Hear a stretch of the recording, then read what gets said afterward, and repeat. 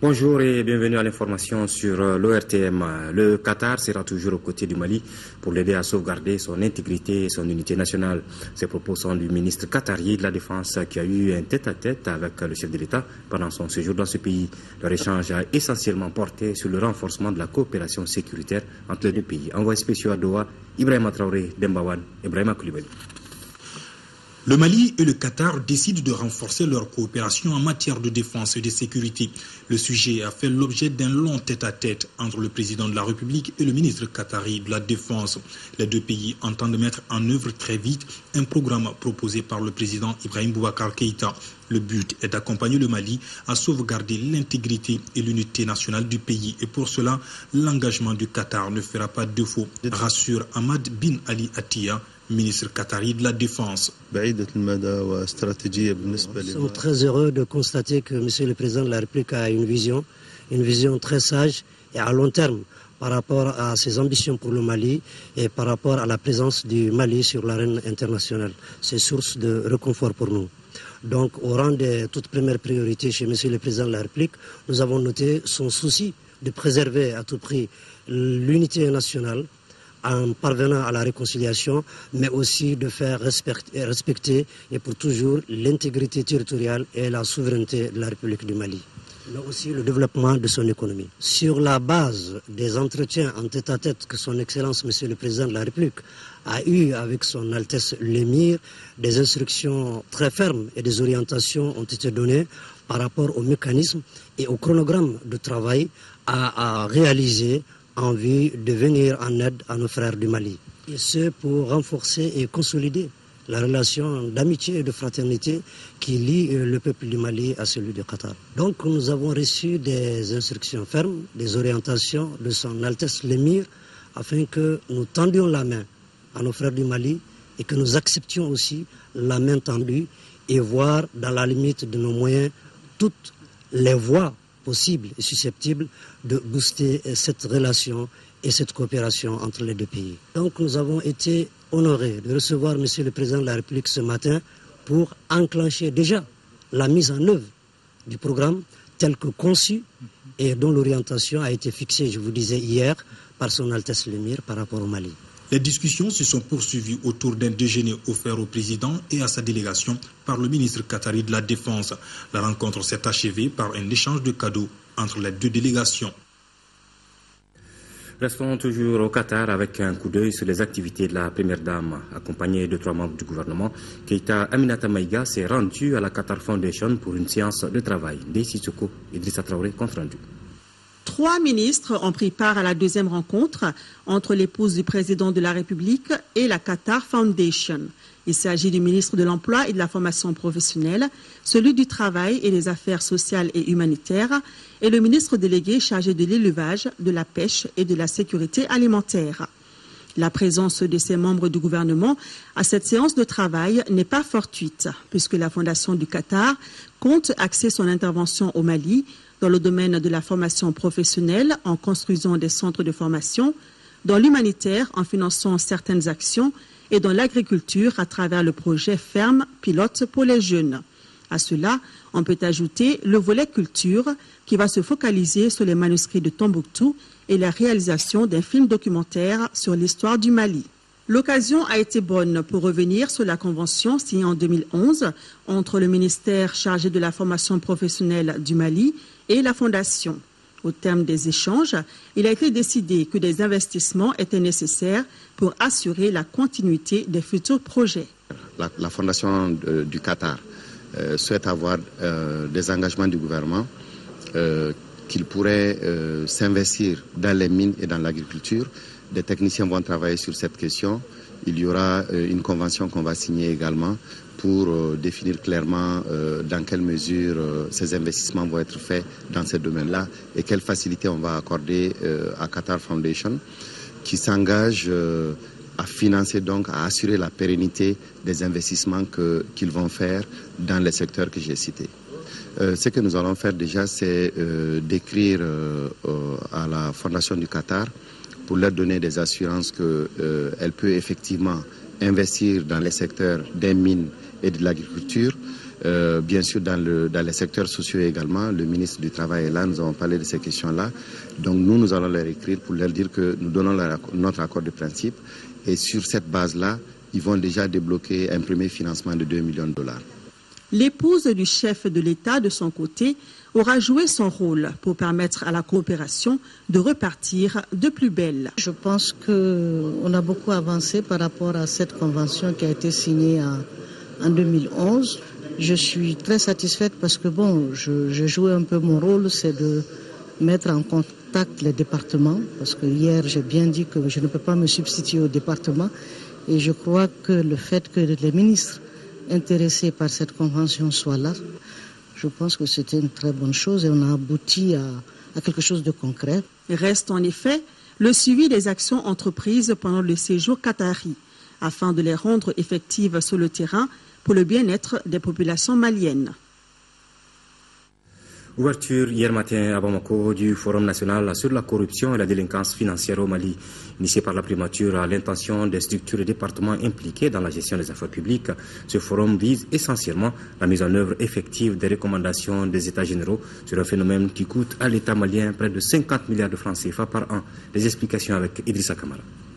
Le rapport annuel 2012 du Bureau du vérificateur général indique que l'État du Mali a perdu environ 50 milliards de francs CFA dus pour les 1/5 à la fraude et le reste à la mauvaise gestion des deniers publics. Mais le phénomène il est plutôt endémique si l'on sait que le présent forum n'est pas le premier du genre. Les pertinentes recommandations qui ont souvent sanctionné les différentes assises n'ont pour la plupart pas été suivies des faits. La pilule de la transparence a du mal à passer. L'administration malienne n'a pas fait bon accueil au plan d'action, ce qui est paradoxal.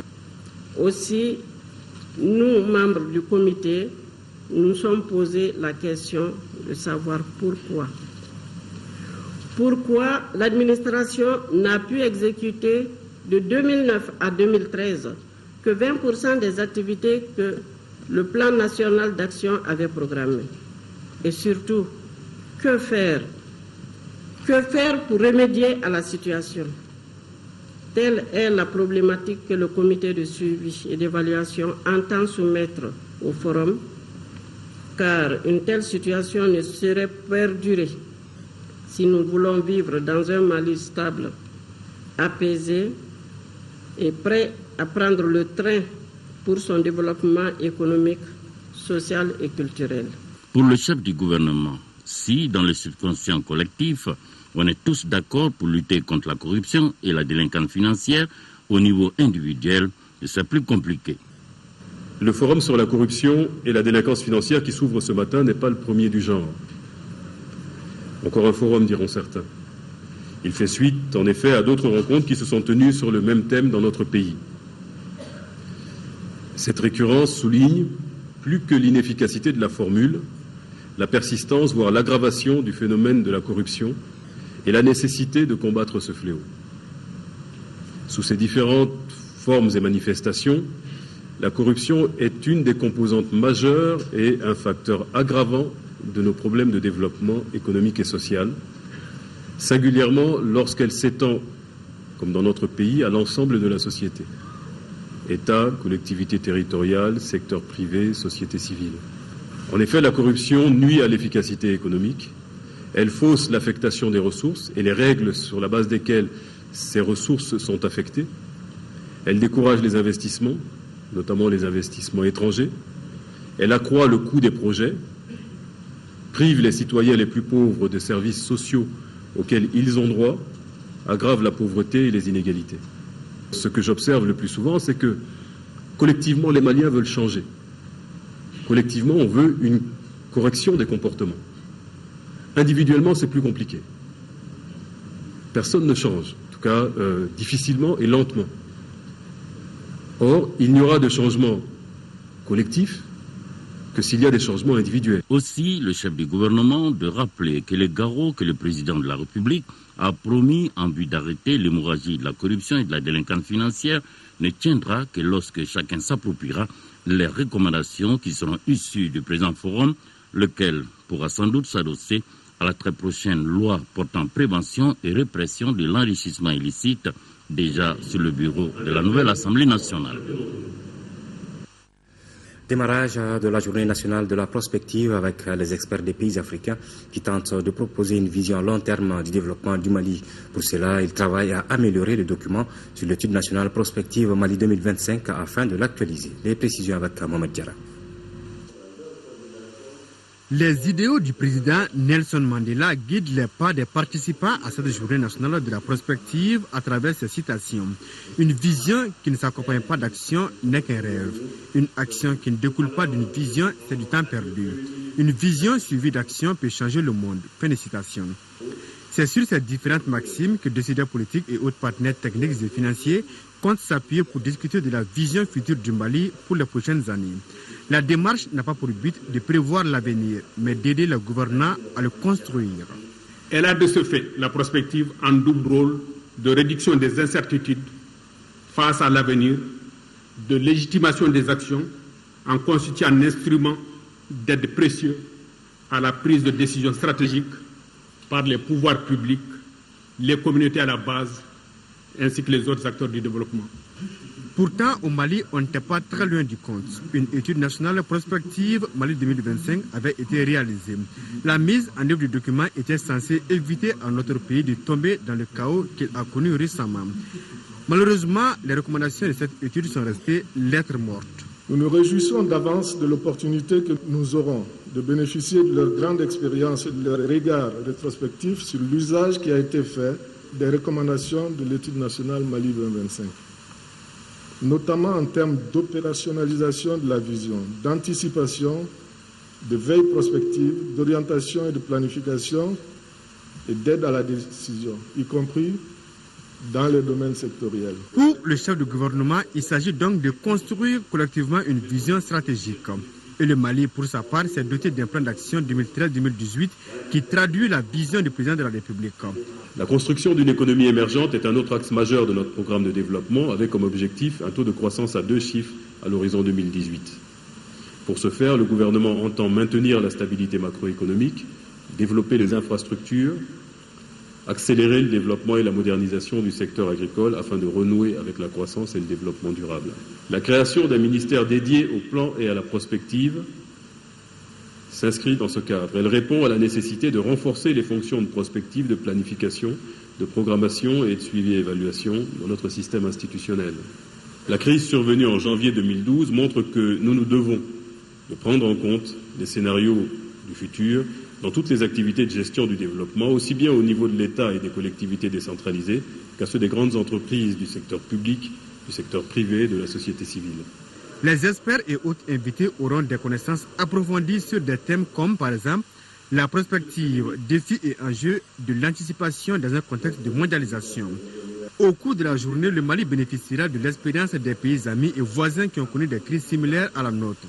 Le but de l'exercice est de briser désormais la glace de la méfiance entre gouvernants et gouvernés, et cela dans l'intérêt du pays. Signature de protocole d'accord du don de financement du projet de renforcement de la sécurité alimentaire par le développement des cultures irriguées.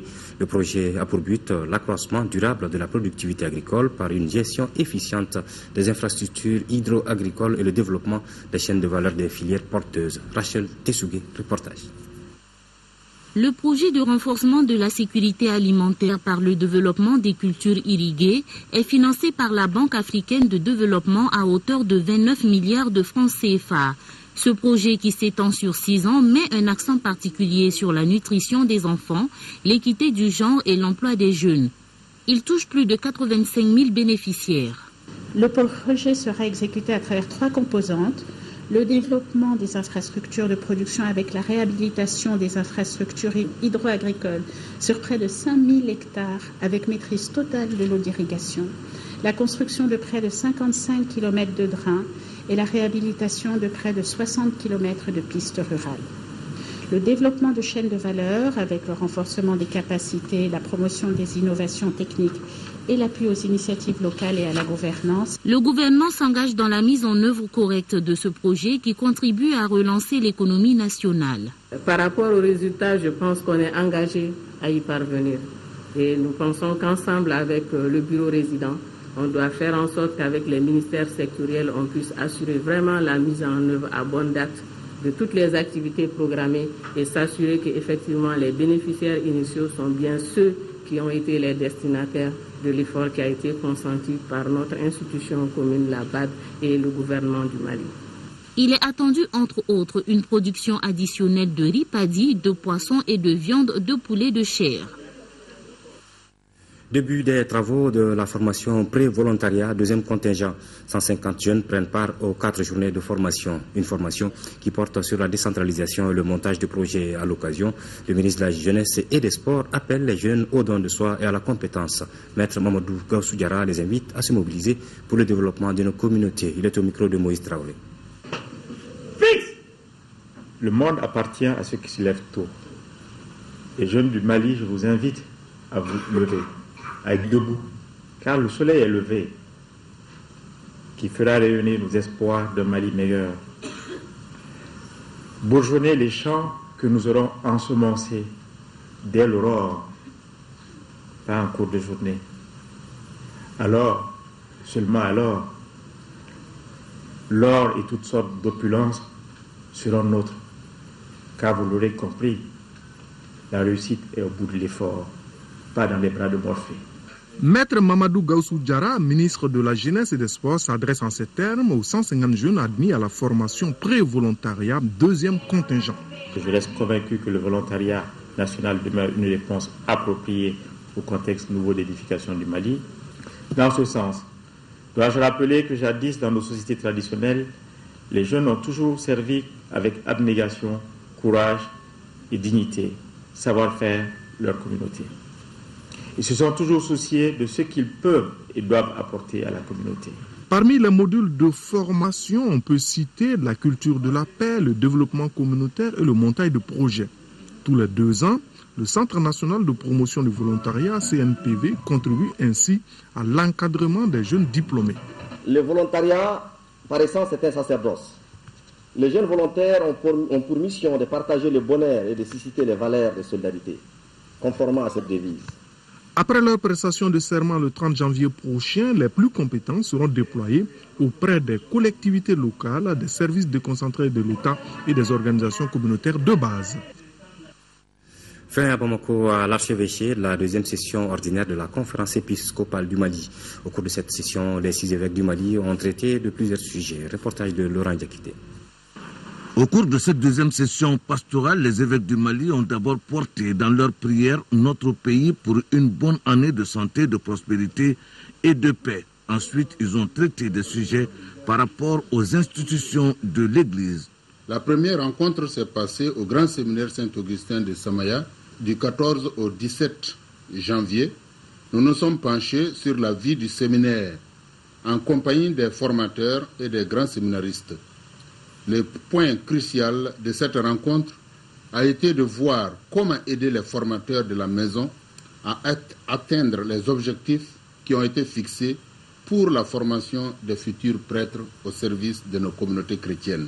La seconde rencontre, ici les évêques ont poursuivi leurs réflexions sur le grand séminaire, puis, après la prise de connaissance des rapports des différentes rencontres passées, ils ont examiné plusieurs dossiers de la vie de notre Église, en particulier le fonctionnement de nos structures telles que l'enseignement privé catholique, les services de la comptabilité de notre Église.